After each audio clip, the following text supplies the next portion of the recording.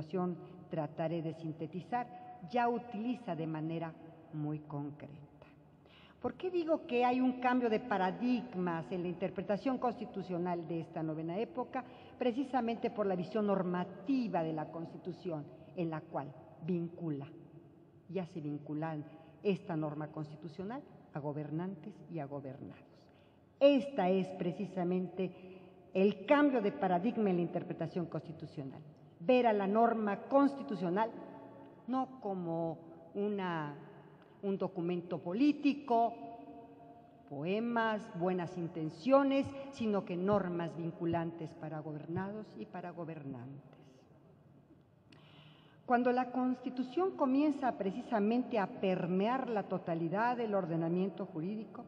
se inicia, como lo dicen algunos autores, la constitucionalización del ordenamiento jurídico. Y se comienza a ver la Constitución como una auténtica norma jurídica, el sitio que los tratados internacionales ocupan en la interpretación constitucional también ha variado sustantivamente. La función de la Constitución, en su más amplio significativo normativo, cobra entonces una vigencia que nunca antes habíamos conocido, pero en consecuencia, estos cambios nos hacen percatarnos de cuán importante puede ser el papel que desempeña no solo la Constitución como norma suprema de nuestro ordenamiento, sino los medios de control constitucional en que la misma prevé. Así, comienza a destacar de manera más evidente el papel de la judicatura, su intérprete, pero más aún el de su intérprete privilegiado, la magistratura constitucional. Muchas sentencias que en materia de familia, en materia de menores, en materia de grupos vulnerables ha dictado recientemente la Suprema Corte, atestiguan este nuevo paradigma interpretativo inscrito en el marco de un esfuerzo que la Corte ha realizado para adecuar la jurisprudencia a las necesidades, a las tendencias de esta era en la cual los menores, las mujeres, la familia, los grupos vulnerables comienzan a tener relevancia en el sistema jurídico que debe protegerlos de manera particular. Le comentaba yo hace unos momentos al presidente de la mesa directiva de la Cámara de Diputados, de nuestra Cámara de máximos representantes populares, que todos los derechos fundamentales cuestan, no solamente los derechos prestacionales, todos los derechos fundamentales y su ejercicio y su, por supuesto, control para garantizarlos cuestan. Un sistema constitucional que debe cumplir con la finalidad esencial de tutelar los derechos de ciertos grupos que, como los menores, requieren especial atención por parte del Estado. Esto es, del Estado, de los tres poderes de la Unión, de los tres niveles de gobierno, así como de juristas y así como de la misma ciencia jurídica.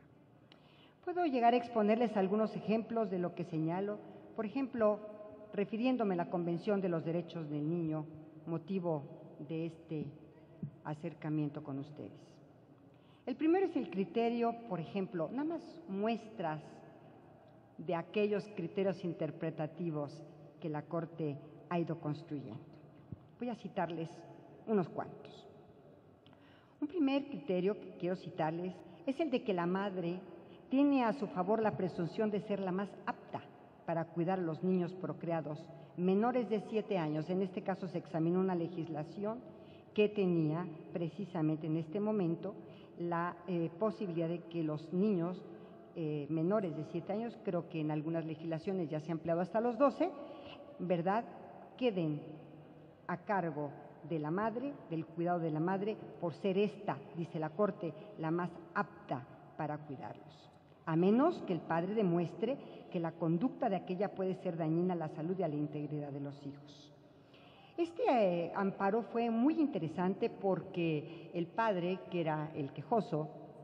argumentaba que esta disposición de que la madre tuviera el cuidado preferente de los hijos menores de 7 años, en este caso de esta legislación, se debía a que era esta norma violatoria al artículo 4 constitucional en materia de la igualdad del hombre y la mujer ante la ley.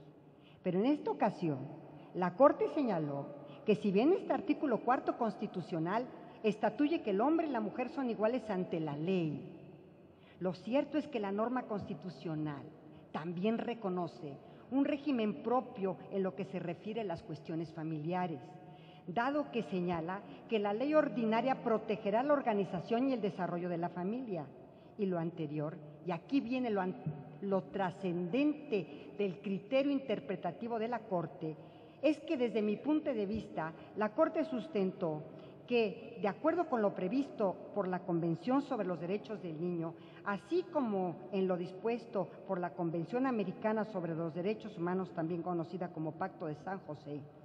señaló la primera sala, se desprende que no es que se prive al padre de la posesión de los menores, pues el juez podrá determinar, en aras del interés superior del menor, que éste quede bajo la guardia y custodia de aquel. Sin embargo, hay una presunción legal de que la madre es la más apta para cuidarlos,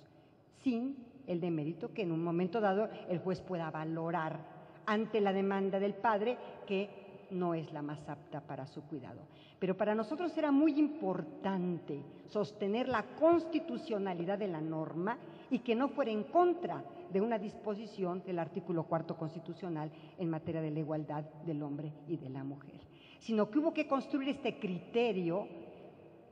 para determinar que también estaba de por medio el interés superior de los menores. Paradigmas como el anterior y otros que voy a también exponer han sido desafiados y han sido transformados por la propia Corte en la interpretación constitucional. Por ejemplo, hay otros criterios en los cuales sobre los que versan, por ejemplo, el desahogo de la prueba del ADN sobre el derecho al origen genético y a la identidad de los menores. Este asunto, en el argumento principal del quejoso del recurrente, consistió en que a su juicio la Convención sobre los Derechos del Niño no podía estar por encima de la Constitución Federal. En la sentencia emitida por la primera sala se señaló, en primer término, el criterio del Tribunal Pleno de la Suprema Corte en la que se determinó que los tratados internacionales se encuentran en un segundo plano inmediatamente debajo de la ley fundamental y por encima del derecho federal y local. En un segundo lugar, y aquí viene lo importante para los efectos de esta charla, se precisó que los derechos de los menores han sido adoptados no solo en el plano del derecho internacional, sino que han sido integrados a nuestra Carta Magna, aunque de manera genérica, gracias a la adición realizada al artículo 4 de nuestra Constitución. En acatamiento a lo previsto por el referido numeral, la Federación y las diversas entidades federativas han promulgado varias leyes tendientes a establecer normas que garanticen el respeto a los derechos fundamentales de las niñas y de los niños, en las que se cuenta obviamente el relativo a la identidad y al derecho a su origen genético. Entre ellas, por ejemplo, la Ley de Protección a los Derechos de las Niñas y de los Niños y Adolescentes. Además, existen otras de derecho interno en las que se consagra el principio que debe garantizarse el derecho del menor a conocer su filiación. Esto es, la identidad de sus ascendientes, toda vez que esa circunstancia se deriva del derecho del infante a percibir, entre otras cosas, de sus antecesores, de sus ascendientes, la satisfacción de sus necesidades y a obtener así una vida digna que permita su desarrollo. Casos como los que he señalado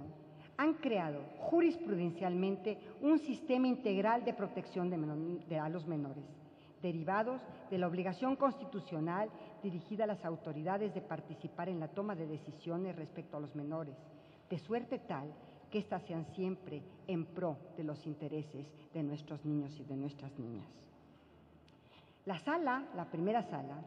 ha determinado también que atendiendo siempre al interés superior del menor, los jueces deben poseer un margen de discrecionalidad en los casos concretos, consultando siempre su interés y protección, sin que esto se limite o restrinja el derecho de los padres para guiar a sus hijos en el ejercicio de sus derechos, como ha sido, por ejemplo, un caso que tuvimos de libertad de creencias, entre otros. Y además de darle contenido a través de nuestras sentencias, se ha definido